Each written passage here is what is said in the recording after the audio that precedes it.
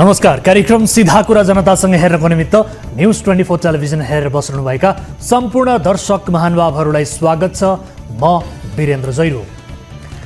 प्रधानमन्त्री पुष्पकमल दाहाल प्रचण्डले हिजो संसदमा आफ्नो विवादित अभिव्यक्तिबारे प्रष्टीकरण दिएपछि उहाँलाई प्रधानमन्त्री बनाउन प्रीतम सिंह धेरैचोटि दिल्ली गएको प्रकरण तत्कालका लागि थामिएको छ। प्रधानमन्त्रीले आफ्नो बचाउमा भावनाको अस्त्र मिसाएर केही घुमाउरो भाषामा आफूबाट गल्ती भएको स्वीकार गर्नुभएको छ। यसअघि प्रधानमन्त्रीका भक्त कार्यकर्ताहरूले प्रचण्डले गलत बोल्नु नै भएको छैन भनेर बचाउ गर्दै आएका थिए। स्वयं प्रधानमन्त्रीले नै भावनामा बहकिएर नबोल्नु पर्ने कुरा बोले भनिसकेपछि अब अरूले के भन्छन् भन्ने कुराको खास अर्थ नरहला। प्रधानमन्त्री प्रचण्डले केही दिन अघिसम्म 5 वर्ष यही सरकार चल्छ भन्ने गर्नुहुन्थ्यो, तर हिजो संसदमा प्रधानमन्त्री आफैले लामो समय प्रधानमन्त्री हुन्छु भन्ने लागेको छैन भन्नुभएको छ। केही दिनको अन्तरमा प्रधानमन्त्रीले जे बोल्नुभयो पहिले त्यो हेरौँ। हामी यो गठबन्धनमा जुन समझदारी र सहमतिको साथ अगाडि बढेका छौँ, सरकार यो गठबन्धनको सरकार 5 वर्ष चल्छ, कसैले चाहिँ हिलाएर यो हिल्ने स्थिति छैन। म केही दिनको लागि मात्रै भयो नि ठिकै छ। मैले केही कुरा नेपाल राष्ट्रको अगाडि र नेपाली जनताको अगाडि भन्नु छ। सुशासनको पक्षमा, लोकतन्त्रलाई सुदृढ गर्ने पक्षमा, संविधानको रक्षाको पक्षमा र शान्ति प्रक्रिया टुङ्ग्याउने पक्षमा र जनताले दिनदिनै भोगेका हैरानी मैले 10 दिन प्रधानमन्त्री भए पनि म बल गर्छु, 15 दिन भए पनि मैले सम्झिन्थे त्यति बेला। पुष्पकमल दाहाल प्रचण्ड प्रधानमन्त्री बन्नुभएको 6 महिना भयो। विगततिर नजर लगाउने हो भने उहाँ 9 महिना पुरा गरेर प्रधानमन्त्रीबाट बिदा हुन सक्नुहुन्छ। कतिपयले भनेका छन् प्रचण्डका लागि तोकिएका प्रमुख 2 काम थिए। चिहानबाट उधिनेर ल्याएर भए पनि नागरिकता विधेयक प्रमाणीकरण गराउनु र अर्को थियो नरसंहारकारी रेशम चौधरीलाई जेलबाट निकाल्नु। प्रधानमन्त्रीका लागि तोकिएका 2 काम सम्पन्न भइसकेपछि अब उनलाई पदमा किन राखिरहनु, यो एङ्गलबाट पनि अहिले टिप्पणी भइरहेको छ। हिजै प्रधानमन्त्रीले आफ्नो जीवनको यो अवसरलाई देश र जनताको हितमा समर्पित गर्ने बाहेक आफूसँग अर्को विकल्प नभएको प्रश्न पार्नु भएको छ। कुरा के सही हो भने उहाँले प्रधानमन्त्री हुनु अघिदेखि नै आफ्नो तेस्रो कार्यकाल सन्ततिले समेत सम्झिरहने खालको हुनेछ भन्ने गर्नुभएको थियो, तर उहाँको यो तेस्रो कार्यकालमै 2वटा महाभूल भइसकेका छन्। ती 2 गलत कार्यका लागि प्रधानमन्त्री दाहाललाई नेपालका भावी पुस्ताले सधैँ सम्झिरहनेछ, तर माफी चाहिँ दिने छैन। प्रधानमन्त्रीलाई अहिले पनि देश र जनताको हितमा काम गर्नुपर्छ भन्ने हेक्का र चाहना चाहिँ रहेछ।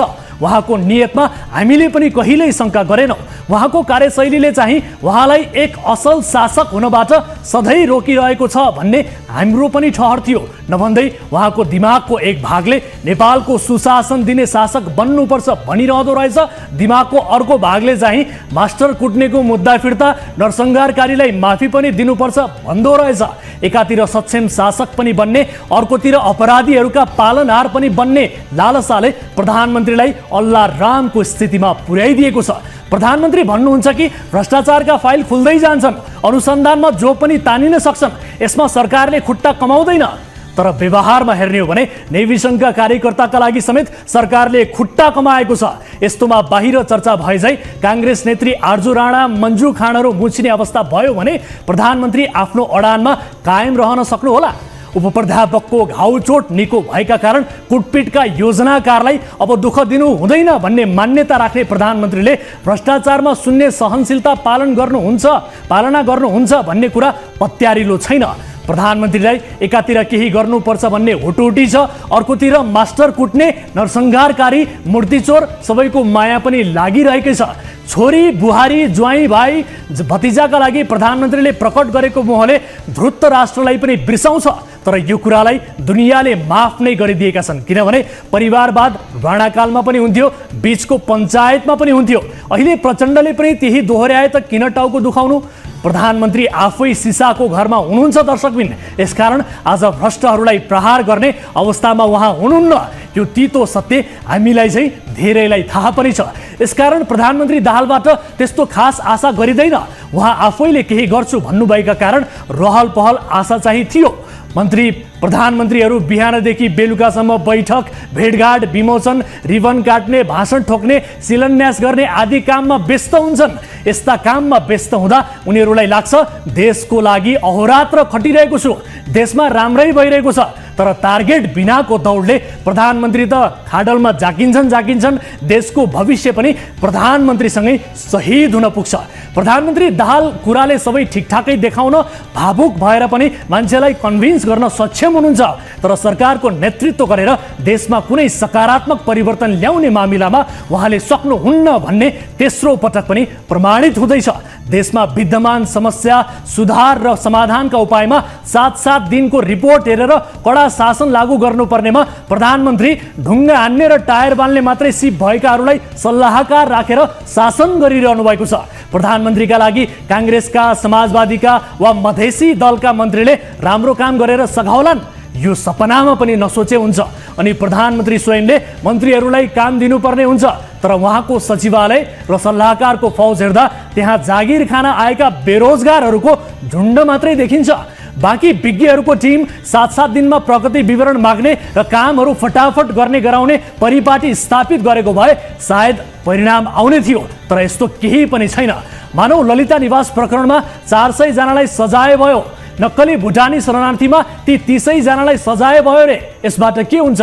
430 जना अपराधी थपिन्छन्। बाँकी स्वास्थ्य, शिक्षा, सामाजिक सुरक्षा, विकास, अर्थतन्त्र आदिमा यसले कति फरक ल्याउँछ? यसकारण फेरि पनि भन्दैछौँ, प्रधानमन्त्रीज्यू, तपाईँको हातमा डाँडो काट्ने मञ्जुश्रीको खड्ग छ, त्यसलाई साग काट्न प्रयोग गरेर देशको भविष्य बर्बाद नगर्नुहोस्। आउनुहोस् सुरु गरौँ जनताको चासो गुनासो र प्रश्न सहितको विशेष कार्यक्रम सीधा कुरा जनतासँग।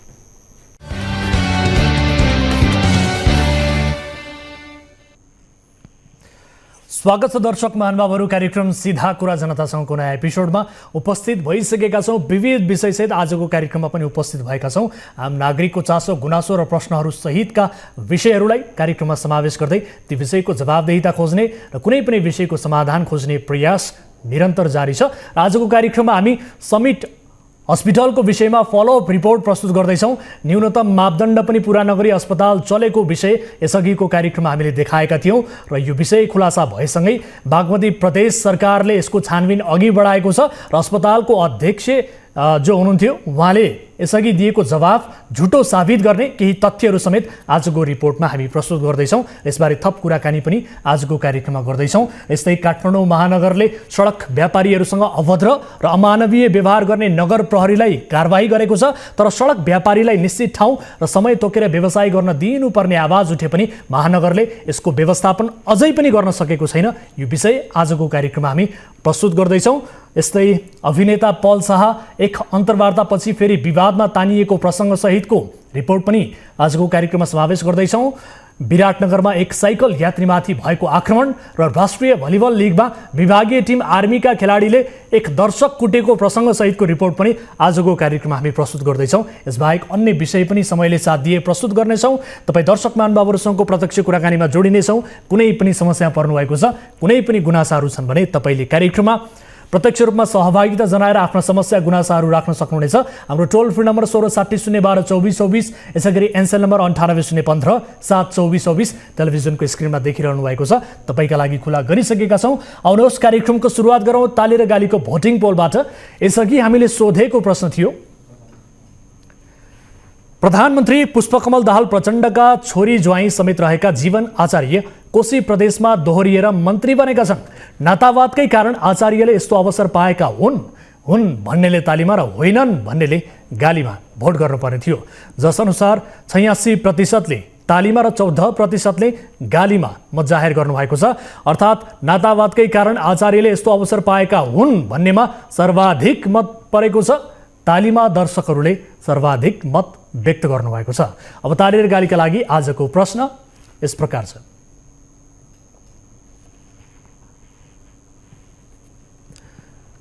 मन्त्री सुदन किरातीले नेपालमा भइरहने विमान दुर्घटनामा नागरिक उड्डयन प्राधिकरणका महानिर्देशक प्रदीप अधिकारीको कमजोरी रहेको भन्दै स्पष्टीकरण सोधेका थिए। दुर्घटना नरोकिनुले अधिकारीको असक्षमता प्रमाणित हुन्छ भन्नेले तालीमा र हुँदैन भन्नेले गालीमा भोट गर्नुहोला। हाम्रो पात्रको एप्लिकेसनमा गएर ताली र गालीका लागि भोट गर्न सक्नुहुनेछ र भोटिङ सुरु हुन्छ अब आजको पहिलो अनि महत्त्वपूर्ण विषय, भक्तपुरको लोकन्थलीमा एउटा समिट हस्पिटल छ। यो अस्पतालका सञ्चालकको अनियमित क्रियाकलाप बेहिसाब छ।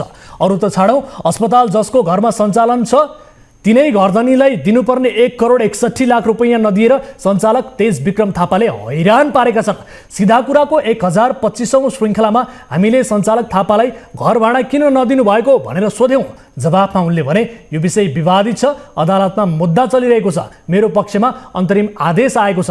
तर तथ्य के रहेछ भने अन्तरिम आदेश निष्क्रिय भएर असार 6 गते थापाको विपक्षमा फैसला नै भइसकेको थियो। थापाले भने असार 21मा झुट बोल्दै मैले अन्तरिम आदेश पाएको दावी गरेका थिए। थापाको हरकतबाट राज्यले कर गुमाएको छ, कर्मचारीले तलब पाएका छैनन्, घरबेटीले भाडा पनि पाएका छैनन्। अस्पतालमाथि छानबिन जारी छ। हालसम्मको छानबिनले भनेको छ यो अस्पताल भद्रगोल छ। यो फलोअप रिपोर्ट हेर्नुहोस्। भक्तपुरको लोकन्थलीमा सञ्चालित समिट हस्पिटल मापदण्ड विपरीत सञ्चालन भएको खुलासा भएपछि बागमती प्रदेश सरकारले छानबिन अघि बढाएको छ। समिट हस्पिटल विरुद्धको उजुरीपछि बागमती प्रदेश सरकारले स्वास्थ्य कार्यालय भक्तपुरका प्रमुख कृष्णबहादुर मिजारको संयोजकत्वमा छानबिन समिति गठन गरेको छ। उक्त समितिलाई 10 दिनभित्र प्रतिवेदन बुझाउन निर्देशन दिएको छ। छानबिन कमिटी बनाएको अहिले स्वास्थ्य कार्यालय भक्तपुरको प्रमुख कृष्णबहादुर मिजारको नेतृत्वमा छानबिन समिति बनाएको छु। त्यो समितिले रिपोर्ट दिन्छ अनि त्यसपछि कुरा गर्नु मात्र 10 दिनभित्र रिपोर्ट दिनु भनेको छ। 50 शय्याको अस्पतालले प्रदेश सरकार अन्तर्गत स्वास्थ्य निर्देशनालयले तोकेको मापदण्ड पूरा गरी स्वास्थ्य संस्था सञ्चालन गर्नुपर्छ। तर यो अस्पताल न्यूनतम मापदण्ड पनि पूरा नगरी सञ्चालन भइरहेको विषयमा हामीले रिपोर्टिङ गरेका थियौँ। सेवाग्राहीको गुनासोपछि मध्यपुर थिमी नगरपालिकाले गरेको अनुगमनका क्रममा अस्पताल मापदण्ड विपरीत सञ्चालन भएको पाइएको थियो। मध्यपुरले बागमती प्रदेशलाई कारबाही सिफारिस गरेपछि प्रदेश सरकारले छानबिन समिति गठन गरेको हो। समितिका संयोजक मिजारले अस्पताल कैफियतग्रस्त रहेको जवाफ दिएका छन्। छानबिन गरिसक्यौँ, प्रदेशलाई रिपोर्ट पनि पठाइसक्यौँ। त्यहाँ त केही छैन होइन। हजुर, हालत एकदम खराब छ। हजुर, हामीले त्यही अनुसार चाहिँ नि रिपोर्टहरू गरेका छौँ। हजुर, बिरामी पनि त्यति साह्रो छैनन्। अर्को मुख्य समस्या चाहिँ के हो भने त्यहाँको घरबेटीसँगको जुन सम्झौता हुनुपर्ने हो त्यो सबै छैन। झुट बोलेका थिए सञ्चालक थापाले। अल्पकालीन आदेशको हवाला दिए तर मुद्दा फैसला भइसकेको थियो। कार्यक्रम सीधा कुरा जनतासँगको 1025औं श्रृङ्खलामा समिट हस्पिटलबारे उत्पन्न प्रश्नहरूको जवाफ दिने क्रममा सञ्चालक तेज विक्रम थापाले उच्च अदालत पाटनले अन्तरिम आदेश दिएको र सोही आदेशको भरमा मुद्दा विचाराधीन रहेको दावी गरेका थिए। घरधनीले घर खाली गराउने प्रक्रिया थालेपछि त्यस विरुद्ध थापा अदालत गएका थिए। उच्च अदालतले जेठ 26 गते अल्पकालीन अन्तरिम आदेश जारी गर्यो। तर मुद्दाको फैसला असार 6 मै भइसकेको थियो। तर असार 21 गतेको सीधा कुरामा सञ्चालक थापाले अन्तरिम आदेशकै कुरा गरेर झुट बोल्ने तथा अल्मल्याउने प्रयास गरेका थिए। यो सुन्नुहोस्।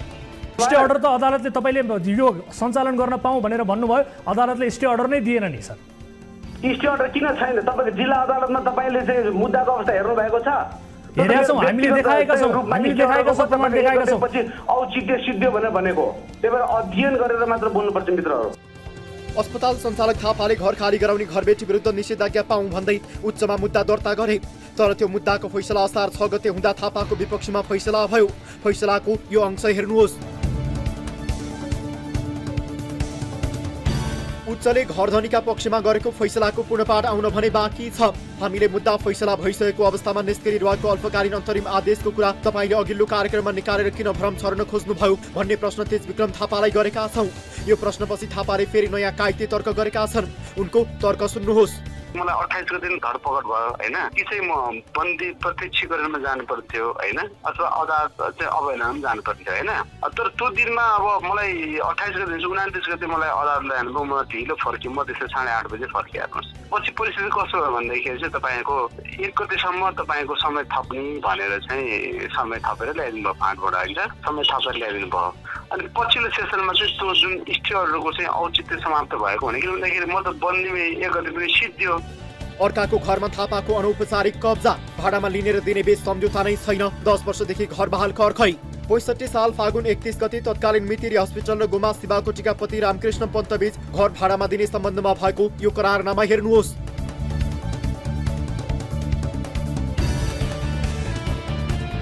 5 वर्षका लागि गरिएको करारनामा 10 वर्ष अघि नै सकिसकेको छ। मितेरी हस्पिटलको नाम बदलिएर अहिले समिट हस्पिटल भएको छ।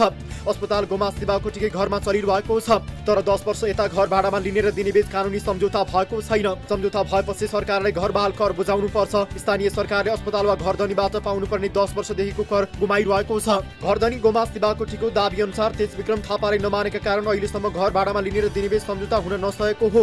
15 वर्ष अघि मासिक 70,000 भाडा कायम गरिएको थियो। त्यसमा प्रत्येक वर्ष 10% भाडा रकम वृद्धि हुने भनिएको थियो। यो हिसाबले हालको घर भाडा मासिक सरदर 1,70,000 हुने देखिन्छ। सो रकममा लाग्ने घरबाल कर समेत गोलमाल पारिएको देखिन्छ। मध्यपुर थिम्पू राजस्व शाखाले दिएको जानकारी अनुसार समिट अस्पताल नगरपालिकाको 1 नम्बर वडामा पनि दर्ता छैन। पटक पटक ताकेता गर्दा पनि अस्पताल दर्ता हुन गएको थिएन। त्यस यताको कर पनि अस्पतालले बुझाएको छैन। थापाले घरधनीलाई गत चैतसम्मको 1,61,00,000 बुझाउन बाँकी छ। शिवाकोटीको घरमा अस्पताल सञ्चालक थापाले बिना अनुमति 1 तल्ला थपे। तर पनि त्यो 1 तल्ला थपेको खर्च भने शिवाकोटीले 81 लाख रुपियाँ बेहोर्न तयार भइन्। तर बाँकी 80 लाख पनि थापाले दिएका छैनन्। थापाले 3वटा चेक दिए पनि ती चेक साटिएका छैनन्। हो माथि जस्ता हालेर थपेको छ, तर हाम्रो अनुमतिमा बनाइएको चाहिँ होइन। हामीले लौ न त छोडिदिउँ, अब बनाएकै छ भने ठिकै छ, 80 लाखमै आउँ भइयो, अब यो झन्झटमा नजाउँ भनेर हामीले चाहिँ नि त्यो बनाए बापत छुट गरेर 80 लाखको चेक भएपछि उहाँले 3टा चेक दिएको हो र पहिलो चेक बााउन्स भयो, पैसा दिनुभयो थुनेपछि, र अहिलेको 2टा चेकहरू पनि उहाँले दिएकै चेकहरू छन्। उहाँले राजी खुसीले 80 लाखमा 3टा किस्ता गरेर जग्गा यो चेक दिन्छु भनेर दिएकै हो। उहाँले अरू केही बेमान गर्न पाउनुहुन्न। सत्य कुरा यही नै हो। घरबालको बकुता तिरेर जेठ 25 सम्ममा घर खाली गर्छु भन्ने सहमति गरेका थापाले न अहिलेसम्म कर बुझाएका छन् न घर खाली गरेका छन्। तर अहिले थापा चाहिँ आफूलाई कर कापमा पारेर सहमति गर्न बाध्य पारिएको कुतर्क गर्दै आएका छन्। उहाँलाई चाहिँ नि हामीले यो कागज तयार गरेर ठिक्क पारेपछि कुरा गरेर दुवैजना भएर ल्याप्चेर सही लगाएको हो। यहाँ कुनै कसैको अरू आधिकारिक रूपमा कसैको सही नै छैन। कसैको सही छैन। उहाँको र मेरो मात्रै छ, इभन मेरो छोराको पनि छैन। भनेपछि कसरी जबरजस्ती हुन्छ? उहाँको श्रीमतीको पनि छैन। स्वाभाविक रूपमा बुझाउनु पर्ने घरबाट बुझाउन छाडेर अस्पताल सञ्चालक कचिङ्गल गरिरहेका छन्। अर्कोतिर मध्यपुर थिमीले चाहिँ वडा नम्बर 1 लाई पत्र लेखेर कर चुक्ताका लागि प्रक्रिया अघि बढाउन भनेको छ। नगरपालिकाले लेखेको यो पत्र हेर्नुहोस्।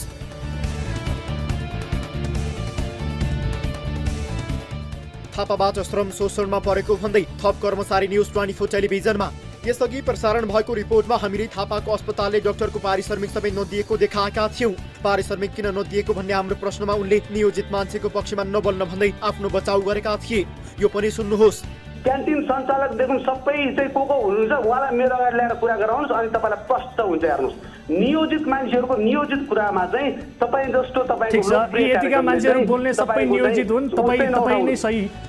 तर थापाको यही जवाब सुनेर चित्त नबुझेपछि उनीबाट श्रम शोषणमा परेको भन्दै थप पीडितहरू हाम्रो सम्पर्कमा आएका छन्। अस्पतालको विभिन्न विभागमा कार्यरत झण्डै 25 जना बढी कर्मचारीहरूले पारिश्रमिक नपाएको गुनासो गरेका छन्। त्यसमध्येका अधिकांश कर्मचारीहरूको हातमा थापाले खातामा पैसा नभएको चेक थमाएका छन्। केही कर्मचारीहरूले त चेक बााउन्स नै गरेका छन्। यो त झुट बोलिराख्नु भएको छ भने त केही न केही भन्नै पर्यो, अघि आउनै पर्यो टाइपको लागेर म चाहिँ यहाँ अब त्यही भन्न नै आएको कि हाम्रो बाँकी छ। उहाँले जुन भन्नुभयो नि कि हाम्रो सामु आएर कसैले भनिदियोस् पैसा बाँकी छ भनेर, म चाहिँ उहाँले त्यही भन्न चाहन्छु। हाम्रो सामु पनि तपाईँ पहिला सामु त पर्नुहोस्, हामी भन्छौँ कति बाँकी छ के बाँकी छ भनेर। त्यही पनि ठिकै छ। अब जेन्युन मान्छे हुनुहुन्छ होला भनेर हामीले पनि विश्वास गऱ्यौँ, ट्रस्ट गऱ्यौँ, तर लास्टमा हामीले केही पनि पाइनौँ। मसँग चाहिँ अहिले 23,855 को चेक छ, अनि बाँकी अझै पेमेन्ट लिनै बाँकी छ। असोजतिर चेक असोजमा दिएको थियो।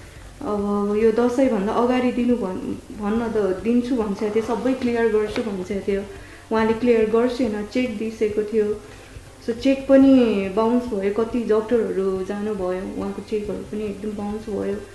अब मसँग यहाँ अब 41,000 को चेक छ। बिना इन्फर्म चाहिँ नयाँ म्यानेजमेन्ट आएर हस्पिटल सञ्चालन भइरहेको रहेछ, हामीलाई त्यो कुरा पनि जानकारी थिएन। प्लस त्यहाँमाथि स्यालेरी पनि दिएको छैन कि हाम्रो हिसाब किताब क्लियर गरेर अर्को म्यानेजमेन्ट ल्याऊ हस्पिटल चलाऊ, त्यो हामीलाई सरकारको कुरा भएन होइन। तर पैसा चाहिँ क्लियर गर्नु पर्यो। 77,000 प्लस कोभिडको पनि स्यालेरी बाँकी छ। हाम्रो त चेकको डेटै गइसक्यो, तपाईँहरूले दिन्छ भनेर हामी कति तपाईँहरूको विश्वास गरेर बस्ने। यत्रो 6 महिना भइसक्यो, हाम्रो पुरानो म्यानेजमेन्टले दिनु भएन, नयाँ म्यानेजमेन्टले अब हामीलाई दिनुहुन्छ कि दिनुहुन्न भन्ने। दर्शकहरू, यस विषयमा थप कुराकानी गर्नका लागि हामीले टेलिफोन सम्पर्कमा जोडेका छौँ स्वास्थ्य कार्यालय भक्तपुरका प्रमुख कृष्णबहादुर मिजार, जो छानबिन समितिका संयोजक समेत हुनुहुन्थ्यो। कृष्ण सर, स्वागत छ यहाँलाई कार्यक्रम सीधा कुरा जनतासँगमा।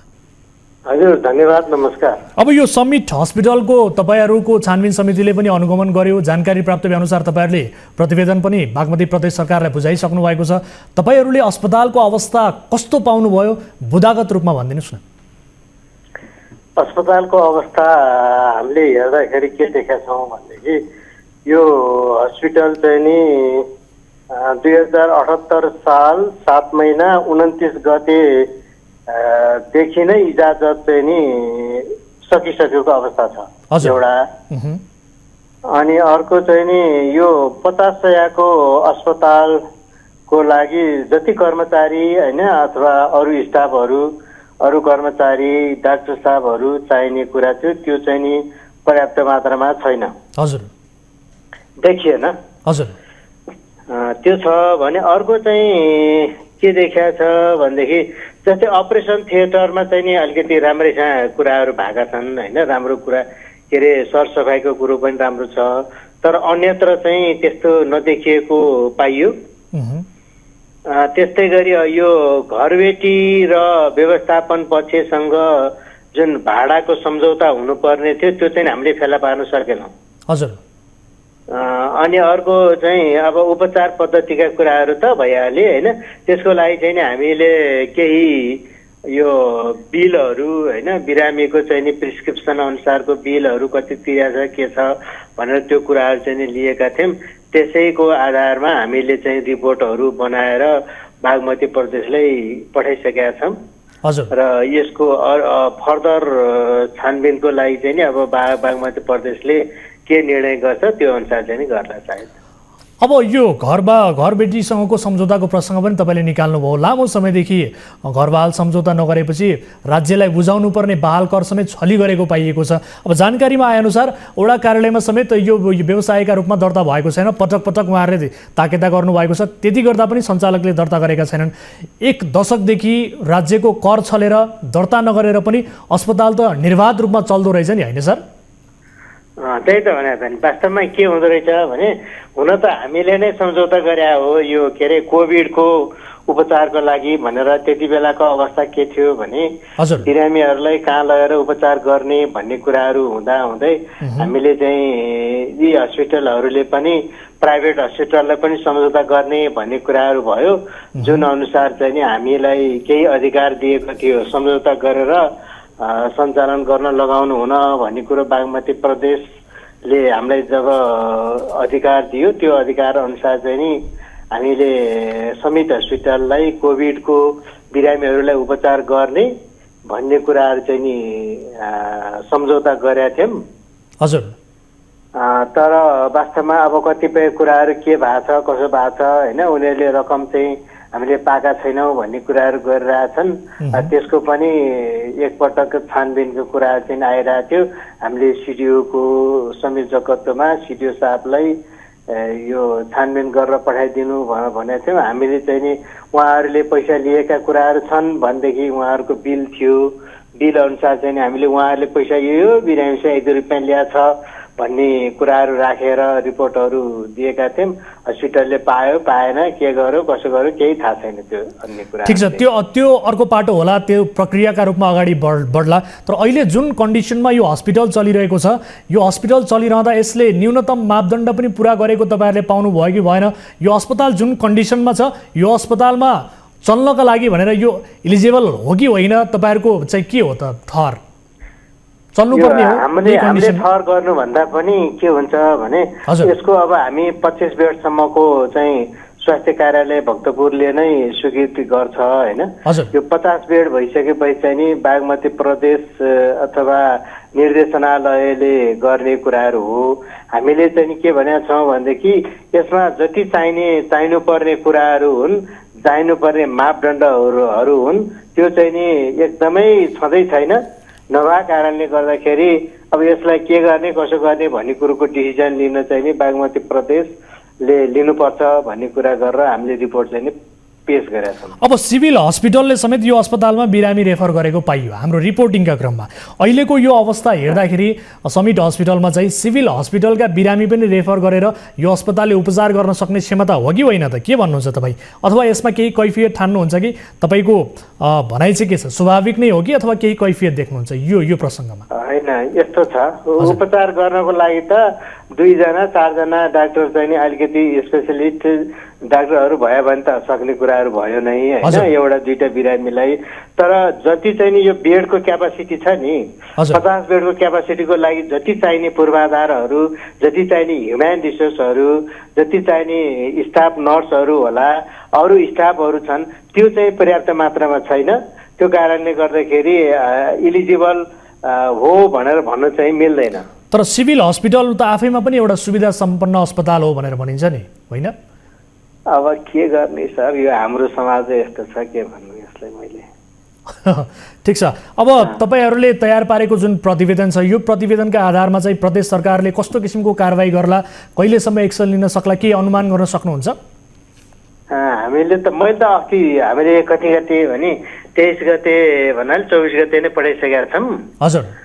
अब यो गर्ने कुरो त अब उसले गर्ने कुरामा हामीले यसरी गर्नुहोस् उसरी गर्नुहोस् भन्ने कुराहरू भन्दा पनि अब हस्पिटलको अस्तित्व चाहिँ छैन होइन। हस्पिटलले जति गर्नुपर्ने कुराहरू थियो त्यो चाहिँ पुगेको छँदै छैन। नपुगेका कारणले गर्दाखेरि मापदण्डमा व्यवस्था भएअनुसार निर्देशिकामा के कुराहरू उल्लेख छन्, के गर्न सकिने कुराहरू छ, त्यो अनुसार चाहिँ नि व्यवस्थापन गर्नुपर्छ भन्ने कुरो चाहिँ लाग्छ। अनि सञ्चालकलाई तपाईँहरूले स्ट्रिक्टली भनेका कुराहरू केही छन्, केही भन्नुभएको छ तपाईँहरूले यस सम्बन्धमा? हामीले चाहिँ के भनेको थियौँ भनेदेखि अब यहाँ तपाईँका चाहिँ नि सरसफाइका कुराहरू भए होइन, अनि यो अब तपाईँको रिन्यू गर्नुपर्ने कुराहरू छन्, तुरुन्तै गरिहाल्नु पर्यो भन्ने कुराहरू गरेका छौँ। अनि अर्को चाहिँ नि के अरे यो जति पनि मापदण्ड तपाईँको 50 बेडको मापदण्ड छ भनेदेखि 50 बेडको मापदण्ड अनुसारको दरबन्दीका कुराहरू भए, नर्सिङ स्टाफका कुराहरू भए, सेवाहरूका कुराहरू भयो, जम्मै चाहिँ सञ्चालन गर्नको लागि तपाईँले पहल गर्नुहोस् अथवा कहाँ गर्नुपर्छ के गर्नुपर्छ भन्ने कुराहरू गऱ्यौँ। र त्यो भन्दै बिचमा चाहिँ के आयो भनेदेखि अब यो मुख्यत सम्झौताका कुराहरू आयो क्या, घर भाडा लिगल्ली छ कि छैन, घर भाडै चाहिँ घरको एरिया नै उपलब्ध गर्दैन हुँदैन भने त त्यो नवीकरण हुने सम्भावना पनि धेरै कम देखियो कि। हजुर, त्यो अवस्था छ। हस्, समय र संवादका लागि धन्यवाद सर यहाँलाई। हस्, धन्यवाद, नमस्कार। दर्शक महानुभावहरू, यो अस्पतालको छानबिनका सम्बन्धमा हामीले कुराकानी गऱ्यौँ। छानबिन समिति बनेको थियो, प्रदेश सरकारले यसको छानबिन अगाडि बढाएको छ, प्रदेश सरकारसम्म यसको प्रतिवेदन पनि गइसकेको छ। हेरौँ अब प्रदेश सरकारले कस्तो किसिमको एक्सन लिन्छ यसलाई मापदण्डभित्र ल्याउनका लागि, त्यो भने बाँकी छ। यसलाई फलोअप गर्नेछौँ। कार्यक्रममा पालो भएको छ ब्रेकको, ब्रेक पछाडि फेरि उपस्थित हुनेछौँ। कतै नजानु होला, यहाँहरू हेरिरहनु भएको छ कार्यक्रम सीधा कुरा जनतासँग। अहिलेलाई छोटो ब्रेक। 7औं प्रधानमन्त्री कप NBA राष्ट्रिय भलिबल लिगका दौरान सोमबार भएको गण्डकी प्रदेश र आर्मी बीचको खेलको अन्तिम समयमा एक निराशाजनक घटना भयो। आर्मीका खेलाडीले अनुशासन तोड्दै दर्शक दीर्घामा नै पुगेर दर्शकमाथि हातपात गरे। आक्रोशमा आएर दर्शकमाथि नै कुटपिट गर्ने जर्सी नम्बर 6 का यी आर्मीका खेलाडी हुन् धनबहादुर भट्ट र उनीबाट कुटपिटमा फरेका रोल्पाका रामजी प्रसाद जिस्ते हुन्। आर्मीका प्रमुख स्पाइकर भट्टले डिसलाई जोडले एक मुक्का प्रहार गरेको दृश्यमा देखिन्छ। बोतल प्रहार अरू कसैले गर्यो, मुक्का खाए अर्कै कसैले। खेलको तेस्रो सेटको अन्तिम समयमा अवस्था तनावपूर्ण बनेको थियो।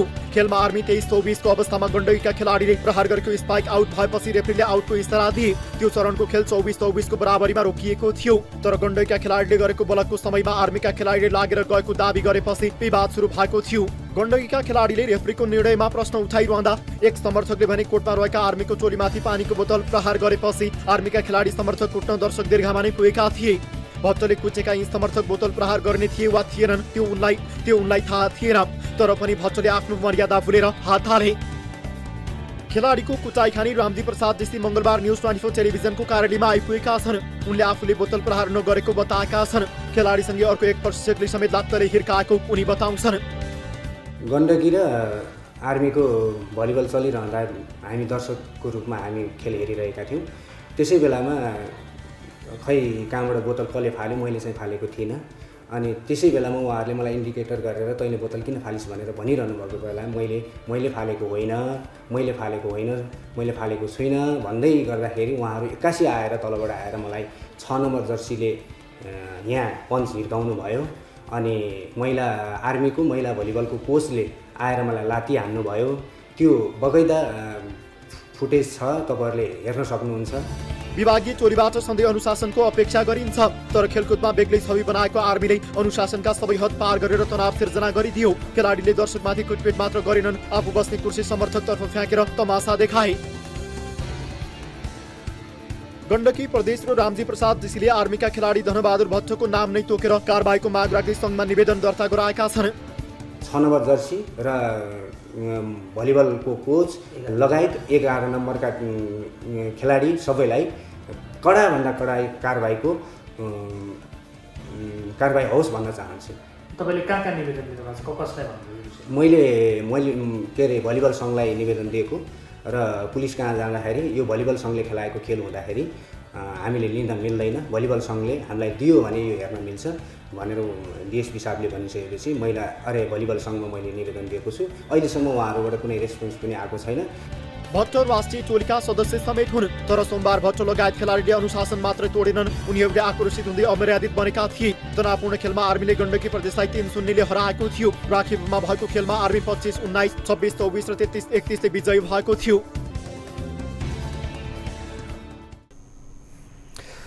दर्शक र दुईवटा घटना हामीले रिपोर्टमा समावेश गरौँ। खास गरी अन्तर्राष्ट्रिय स्तरका खेलमा पनि मैदानमा बोतल हान्ने सम्मका उदाहरण छन्। नेपालमा मात्र होइन, यो विश्वभर समर्थकका तर्फबाट हुने अप्रिय घटना पनि हो। तर यस्तो समयमा भिड नियन्त्रण गर्न संयमित हुनुपर्ने खेलाडी उल्टै हातपातमा उत्रिनु निन्दनीय हो। खेलाडीले अनुशासन र मर्यादा बोल्नु हुँदैन। यस विषयमा हामीले विभागीय आर्मी टिमका अफिसियलहरूसँग कुराकानी गर्ने कोसिस गरेका थियौँ, तर उहाँहरूले मिडियामा बोल्नलाई लिखित रूपमा अनुमति चाहिने भन्दै यस घटनाको जवाब दिन इन्कार गर्नुभयो। नेपालमा कसैमाथि कुटपिट गर्नेलाई चाहिँ अनुमति चाहिँदैन, तर जवाब दिनका लागि भने लिखित अनुमति चाहिन्छ। यो अचम्मको विषय छ। र यति बेला हामीले रिपोर्टमा समावेश गरेको अर्को विषय थियो, विराटनगरमा साइकल यात्रीमाथि भएको आक्रमणको घटनाका सन्दर्भमा कुराकानी गर्नका लागि भने टेलिफोन सम्पर्कमा जोडेका छौँ जिल्ला प्रहरी कार्यालय मोरङका प्रवक्ता तथा डिएसपी रञ्जन दाहाललाई। प्रवक्ताज्यू, यहाँलाई स्वागत छ कार्यक्रम सीधा कुरा जनतासँगमा।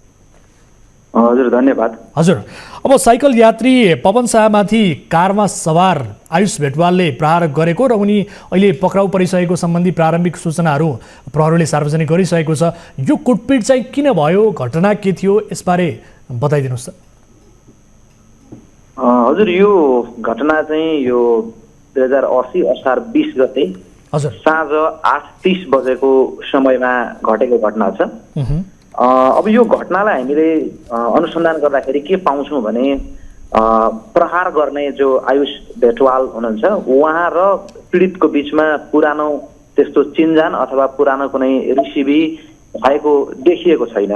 उहाँहरू पहिलो पटक त्यही दुध फारम भन्ने सडकमा उहाँहरूको बिचमा चाहिँ भेट भएको देखिन्छ र त्यही क्रममा उहाँले चाहिँ गलत साइडबाट ऊ आएको जो साइकल यात्री हुनुहुन्छ पीडित हुनुहुन्छ उहाँ गलत साइडबाट आएको भन्ने त्यो रिसमा उहाँले चाहिँ प्रहार गर्नु भएको देखिन्छ। पुरानो रिसिभी वा चिन्जान त्यस्तो भएको चाहिँ देखिएको छैन। ओके, अनि अब यो घटनापछि खास गरी जो आयुषसँगै कारमा रहेका अन्य 2 जना चाहिँ यो फरार भनिएको छ। यी युवाहरूको काम चाहिँ के रहेछ, के गर्दा रहेछन्, उनीहरूको पृष्ठभूमि कस्तो छ? 2 जनाको सम्बन्धमा हामीले सूचना लिने सम्मानित अदालतबाट हामीले उहाँहरूको पक्राउ अनुमति पनि लिइसकेका छौँ र उहाँहरूको सूचना सङ्कलन गर्ने कामहरू गरिरहेका छौँ। अब हामीले उहाँहरूलाई नियन्त्रणमा लिएपछि थप कुराहरू हामी त्यो पछि मात्रै खुलाउँछौँ। अनि घटनापछि स्थानीय प्रत्यक्षदर्शीहरूको भूमिका कस्तो थियो, प्रहरीसम्म चाहिँ यो घटना कसरी आयो?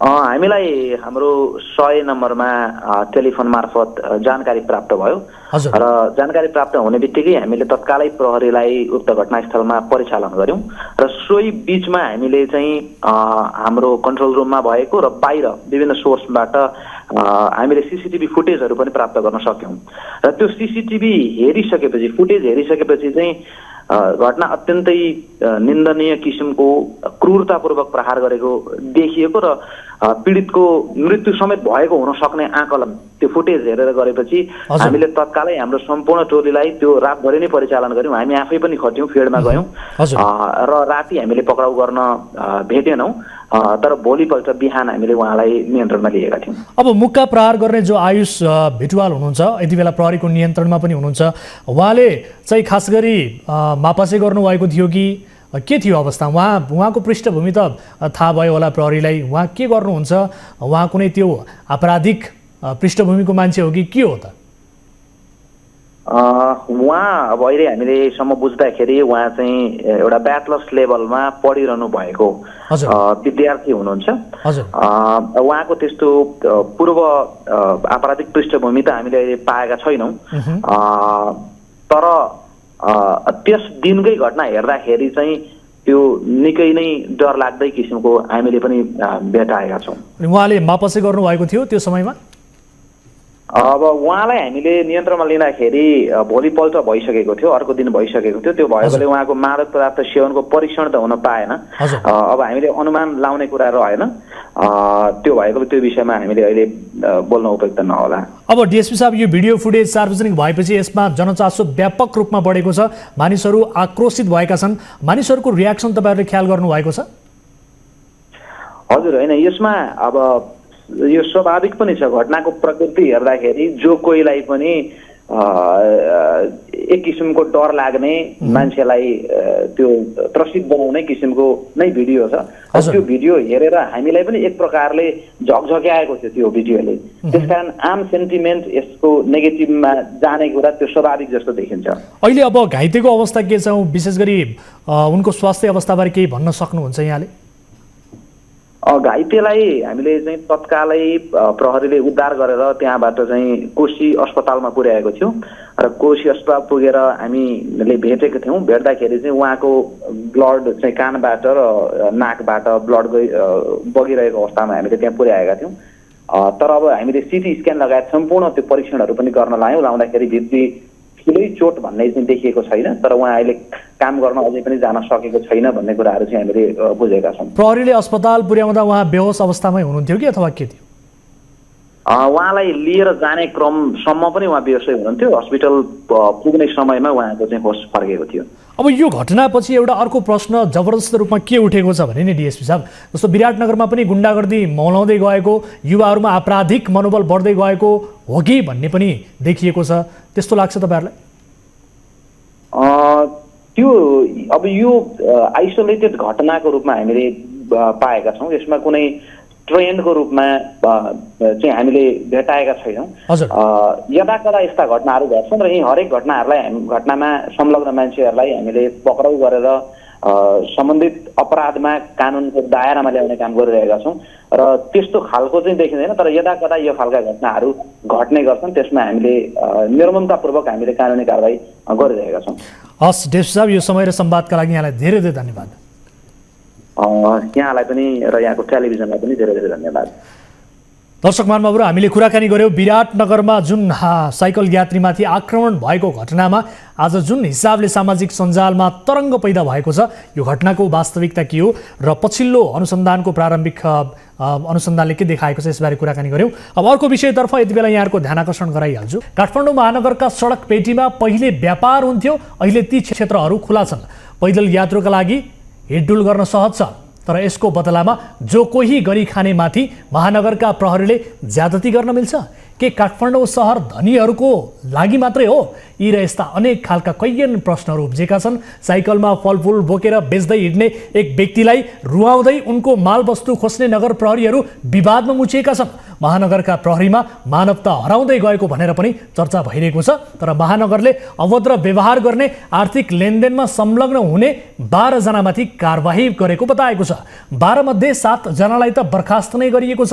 नगर प्रहरीको ज्यादती र महानगरको पछिल्लो कारबाहीका सम्बन्धमा तयार पारिएको यो रिपोर्ट हेर्नुहोस्।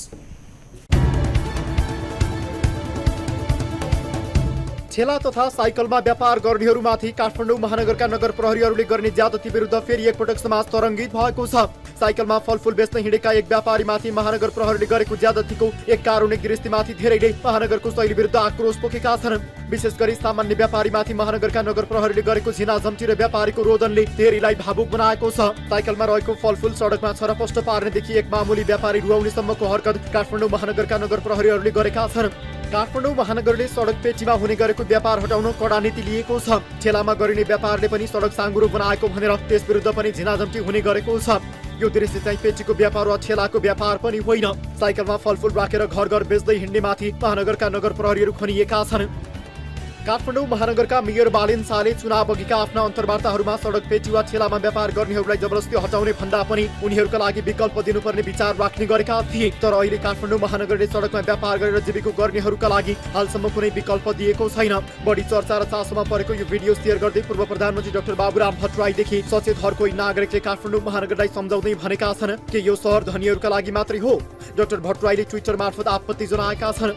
उनले निश्चित ठाउँ र समय तोकेर अनौपचारिक व्यवसाय गर्न दिनुपर्ने उल्लेख गरेका छन्।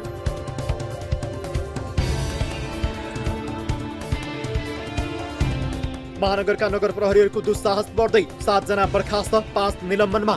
नगर प्रहरीको शैलीमाथि आक्रोश र अनगिन्ती प्रश्नहरू उब्जिएपछि काठमाडौँ महानगरले केही नगर प्रहरीलाई बर्खास्त तथा केहीलाई निलम्बन गरेको छ। महानगर प्रहरी बलका प्रमुख नगर प्रहरी उपरीक्षक राजनाथ पाण्डेका अनुसार अभद्र व्यवहार, अमानवीय व्यवहार गर्ने र ड्युटीको समयमा आचरण विपरीत लेनदेनमा संलग्न भएका 12 नगर प्रहरी कारबाहीमा परेका छन्, जसमध्ये 7 जनालाई बर्खास्त नै गरिएको छ।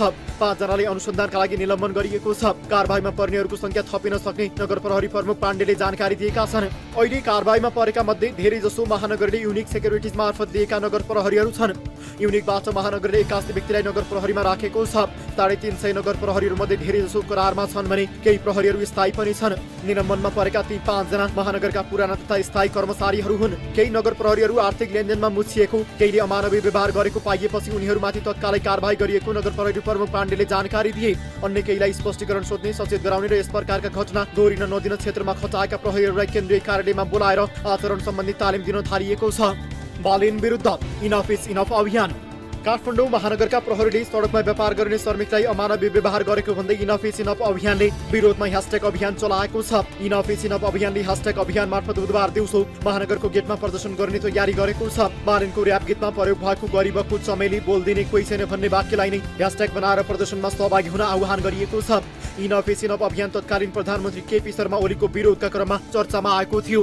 बालिनका दुःखका दिन सुरु, वारेस समेत राख्न पाएनन्, अदालतका कारण हैरानी थपियो। मेयर शाहलाई अदालतले वारेस राख्ने अनुमति दिन अस्वीकार गरेको छ। अदालतको अवहेलना मुद्दामा वारेस राख्ने अनुमति उनले मागेका थिए, तर सर्वोच्चले उनको माग अस्वीकार गरिदियो। आइतबार शाहले दिएको निवेदनको सुनवाई गर्दै न्यायाधीश ईश्वर खतिवडा र हरि फुन्यालको इजलासले वारेस राख्ने उनको माग अस्वीकार गरेको हो। अदालतले वारेस राख्ने अनुमति नदिएपछि अब शाह आफै सुनवाईमा अदालतमा उपस्थित हुनुपर्ने छ भने तारिख समेत उनले नै बुझ्नुपर्ने छ। भारतीय सिनेमा आदिपुरुष सम्बन्धी विवादमा बालिनले सरकार र अदालत भारतको गुलाम भएको प्रतिक्रिया दिएका थिए। उनले अदालतको आदेश नमान्ने टिप्पणी गरेका थिए। बालिनलाई अदालतसम्म तान्ने अधिवक्ता चाहिँ वर्षा कुमारी झा हुन्। सडकमा व्यापार गरेर खानेहरूलाई चाहिँ खास गरी उचित व्यवस्थापन गरिदिनुपर्छ भन्ने आवाज सुरुवाती दिनदेखि उठिरहेको छ। तर अहिलेसम्म यसरी सडकमा व्यापार गर्नेहरूलाई बलमिच्याई मात्रै नगर प्रहरीले गरिरहेको स्थिति छ। स्मरण रहोस् कि बालिन शाहले आफ्नो घोषणा पत्रमा पनि फुटपाथमा व्यापार गर्नेहरूलाई उचित व्यवस्थापन गरिनेछ भनेर उल्लेख गरेका थिए। तर यस किसिमका घटनाहरू जो बेला बेला सार्वजनिक भइरहन्छन्, यी घटनाहरूले बालिन शाह कहीँ कतै चुकिरहेका छन् कि यस विषयमा भन्ने पनि स्पष्ट पारेको छ। यति बेला हामीसँग कुवेतबाट कोही दर्शक जोडिनु भएको छ आफ्नो समस्यासहित, उहाँसँग कुराकानी गर्छौँ। नमस्कार, कुवेतको कुन ठाउँबाट जोडिनु भयो? यहाँको शुभ नाम? हजुर सर नमस्कार। हजुर, यहाँको शुभ नाम? सर मैले नाम चाहिँ भन्न चाहिनँ। हस्, कुवेतको कुन ठाउँमा हुनुहुन्छ तपाईँ? सर म कुवेतको मङ्गफमा छु, मङ्गफ भन्ने ठाउँमा। तपाईँ के समस्या पर्नुभयो? तपाईँले भन्न चाहेको कुरा, आफ्नो समस्या राख्नु होला। सर खासमा मैले अब मेरो आफ्नो समस्या भन्दाखेरि पनि अब म चाहिँ धेरै वर्ष भयो यहाँ कुवेत बसेको। हजुर। अनि यहाँ धेरैजना जस्तो नेपालबाट चाहिँ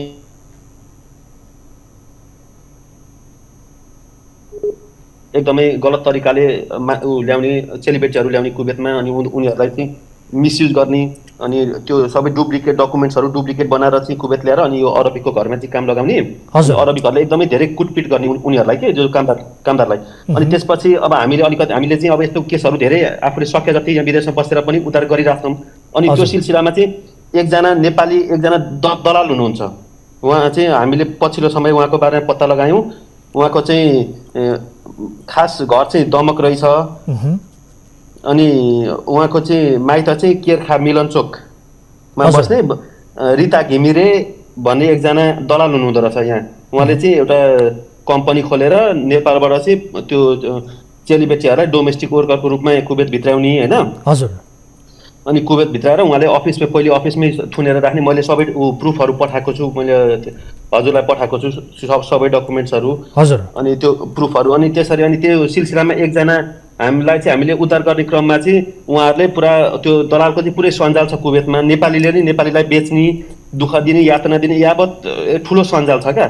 यो सञ्जाललाई चाहिँ अब सम्बन्धित निकाय मार्फत नेपालबाट चाहिँ त्यहाँ केही अब त्यो पहल गरेर यस्ता दलाललाई चाहिँ पक्रेर नेपाल ल्याउने वातावरण बनाउन सकेदेखि अरू नेपालीले दुःख पाउँदैनथे भनेर चाहिँ एउटा यो सानो गुनासो जस्तो राख्न चाहेको छ खास मैले। अब यस्ता विषयमा त हामीले पनि निरन्तर रूपमा रिपोर्टिङ गरिरहेका छौँ, सकेको हामीले पनि हाम्रो तर्फबाट सहयोग गरिरहेका छौँ, कयौँ सेलिब्रिटीको उद्धार पनि गरेका छौँ, उनीहरूलाई नयाँ जीवन दिने एउटा सहारा पनि हामी बनेका छौँ होइन।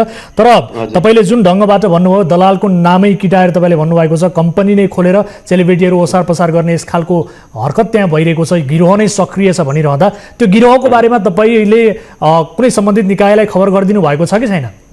त्यो गिरोहको बारेमा हामीले जानकारी राजदूतावासमा पनि गराएको छौँ होइन। हजुर। तर उहाँहरू चाहिँ अब एकदमै अब उहाँहरूको त्यो जुन दलालीको सञ्जाल एकदमै ठुलो छ। अब उहाँ अब एम्बेसीको बारेमा त हजुरहरू सबैलाई थाहा छँदैछ। उहाँ एम्बेसीको काम कारबाही त्यति जस्तो हामीले सोचे जस्तो हुँदैन। अनि पीडितहरू बढे गर्ने अनि त्यो मात्रामा एम्बेसीबाट पनि खासै अब त्यो सुनवाई नहुने, पीडितको गुनासोहरू सुनवाई नहुने, त्यो कारणले गर्दाखेरि चाहिँ अनि एकदमै समस्या जस्तो अहिले पछिल्लो समय नेपालबाट धेरै मान्छेहरू कुवेत आइरहेछन्। अहिले अरू कन्ट्रीको भिसाहरू सबै बन्द गरेको छ। अनि घरेलु कामदार कम्पनीमा काम गर्नेहरू त्यो धेरै नयाँ मान्छेहरू कुवेत आउँदै गर्दाखेरि धेरै एकदम जति पीडितको सङ्ख्या पनि दिनानुदिन बढिरहेको छ सर। हजुर। त्यसले गर्दाखेरि चाहिँ यो चिजलाई चाहिँ बरु हामीले नेपालबाटै कन्ट्रोल गर्न सकेदेखि अलि सहज हुन्थ्यो। नेपालीले विदेशमा आएर यसरी दुःख पाउँदैनथे भनेर चाहिँ त्यो सोचले मैले हजुरहरू यो गिरोहले खास गरी कसरी काम गर्छ, कुन बाटो हुँदै कुवेत पुर्याउँछ नेपाली चेलीहरूलाई, यसबारे केही भित्री कुराहरू तपाईँहरूले फाइन्ड आउट गर्नु भएको छ?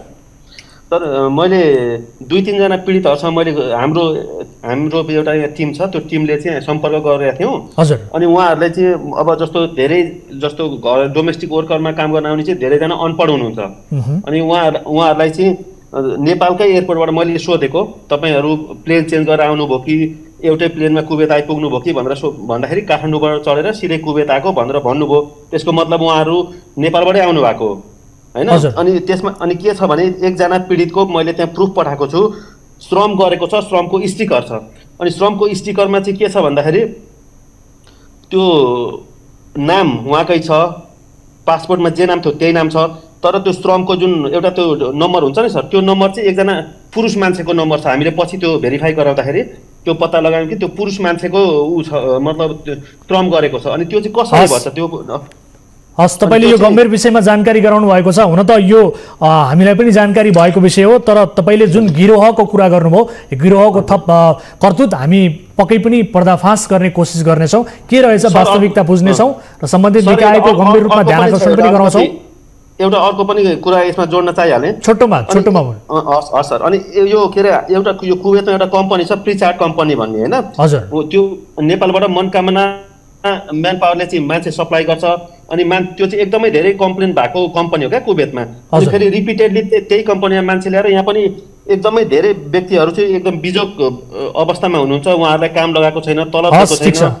तपाईँले भनेका समग्र विषयमा हामी पक्कै पनि निगरानी राख्नेछौँ र पीडितहरू जतिजना हुनुहुन्छ उहाँहरूलाई हाम्रो सम्पर्कमा आउनका लागि पनि अनुरोध गर्न चाहन्छौँ लाइभ यो टेलिकास्टबाटै। अहिलेका लागि तपाईँले यो जानकारी गराउनु भयो, छुट्टिन चाहन्छौँ। धेरै धेरै धन्यवाद। हस्, thank you sir, thank you very much.